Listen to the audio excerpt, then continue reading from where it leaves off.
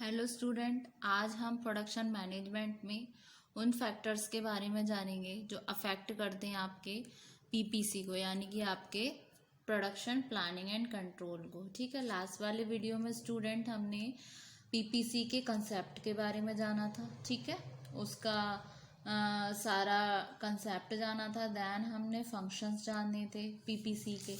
ठीक है, और पीपीसी के हमने ऑब्जेक्टिव्स के बारे में भी जाना था। ठीक, तो आज के वीडियो में हम उन फैक्टर्स के बारे में जानेंगे जो अफेक्ट करते हैं आपके पीपीसी को। ठीक है, तो फैक्टर जो अफेक्ट करते हैं पीपीसी को, तो कुछ फैक्टर्स हैं जो अफेक्ट करेंगे आपके production planning and control activities को, जो इस तरीके से दिए हुए हैं। इन्हें मैंने पॉइंट्स में लिखा हुआ है, तो इनको मैं पॉइंट बाय पॉइंट डिस्कस करूँगी। ठीक है, तो फर्स्ट आता है आपका यूज़ ऑफ कंप्यूटर। जो मॉडर्न फैक्ट्रीज़ हैं वो यूज़ करती हैं ऑफिस ऑटोमेशन के लिए इक्विपमेंट, जैसे कि हो गई आपकी पीसी हो गया, पंच कार्ड्स हो गया। ठीक है, पंच कार्ड्स हो गया, जैसे कि आपने देखा होगा या आपको पता होगा कि जैसे भी किसी ऑर्गेनाइजेशन में या किसी कंपनी में क्या होता है, जो एम्प्लॉयज़ होते हैं उनके पास एक कार्ड होता है। उस कार्ड को जब आप स्वाइप करोगे तभी ऑफिस का डोर खुलेंगे। तो ये क्या है, ये एक इलेक्ट्रॉनिक आइटम है, ये एक ऑफिस ऑटोमेशन इक्विपमेंट है।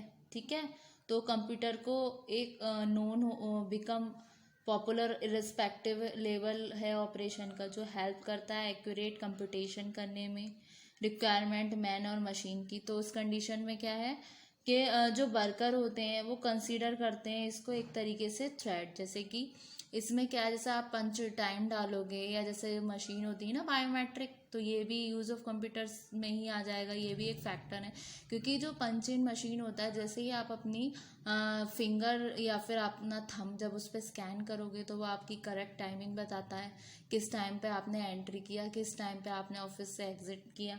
तो ये क्या है, एक तरीके से वर्कर इसको थ्रेड की तरह लेते हैं। तो दे fear that the use of computer will reduce there employment chances. उनको लगता है कि इसकी वजह से उनके एम्प्लॉयमेंट चांसेस में कमी आ जाएगी, और या फिर हो सकता है उनका रिट्रेंचमेंट हो जाए सरप्लस बैंड्स का। ठीक है, फिर आते हैं आपके सीजनल वेरिएशंस। इसमें क्या हो गया, सीजनल वेरिएशंस में जो डिमांड होती है सर्टेन प्रोडक्ट की, वो अफेक्टेड बाय होती है सीजन्स में। जैसे अम्ब्रेला हो गए, रेन कोट्स हो गए, ये कब सेल ज़्यादा होते हैं, मानसून के टाइम पे। तो पीपीसी को take such changes into consideration. तो पीपीसी को इन सारी चीज़ों को ध्यान में रखना पड़ता है प्लान करते टाइम, प्लानिंग और कंट्रोलिंग एक्टिविटीज़ को, इनपुट और आउटपुट की। तो ये नेसेसरी हो जाता है प्लान करना वेरिंग आउटपुट का एक with in a given period में, जिससे कि कैटर हो सके पीक्स और वैलीज, पीक और वैली डिमांड ग्राफ की। तो ये सारी चीज़ें रिक्वायरमेंट होती है इनमें स्पेशल अटेंशन की। ठीक है, फिर आता है आपका variation in fashion and style.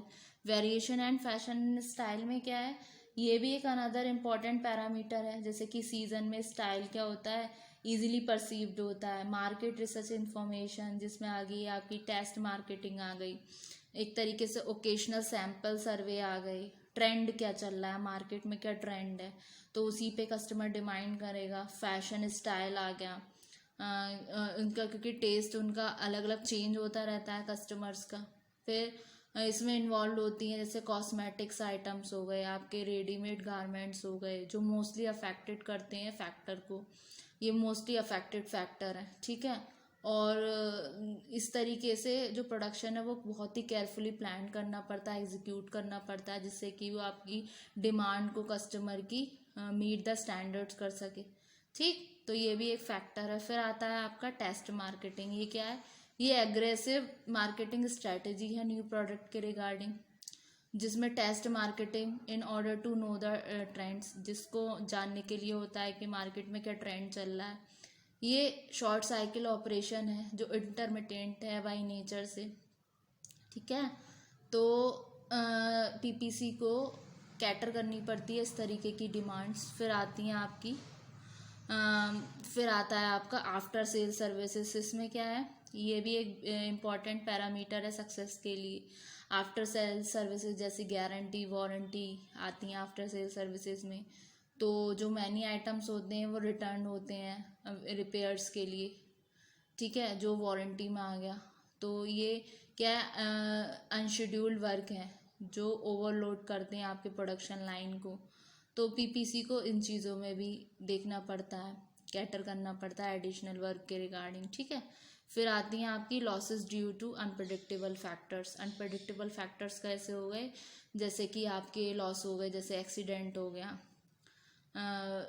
और फायर मतलब आग लग गई, चोरी हो गई प्रोडक्शन इनपुट्स की, और ये फैक्टर्स जो है अनप्रेडिक्टेबल हैं। तो इसमें क्या शॉर्टेज हो गई इनपुट की, इन फैक्टर्स के कारण जो अपसेट करते हैं आपके पीपी प्रोडक्शन प्लानिंग को, शेड्यूल को, टाइम को, क्वांटिटी को। तो ये भी एक चैलेंज है पीपीसी डिपार्टमेंट के लिए। तो इन सारी चीज़ों को भी ध्यान में रखते हुए पीपीसी डिज़ाइन किया जाता है, पीपीसी को कैटर करनी पड़ती हैं इस तरीके की चीज़ें, ठीक है। फिर आता है आपका losses due to predictable factors. इसमें आ गए आपके प्रेडिक्टेबल फैक्टर जैसे कि डिफेक्टिवनेस आ गई, इवेपोरेशन आ गया, श्रिंकरेज हो गया, इंजीनियरिंग फिनोमिना जैसे कि प्रोडक्शन लॉस हो गए, चेंज हो गया कंजप्शन ऑफ मटेरियल्स में, अकरेंस हो गया डिफेक्टिवनेस का, ठीक है। तो पीपीसी को टेक केयर करनी पड़ती है इन एस्पेक्ट्स का।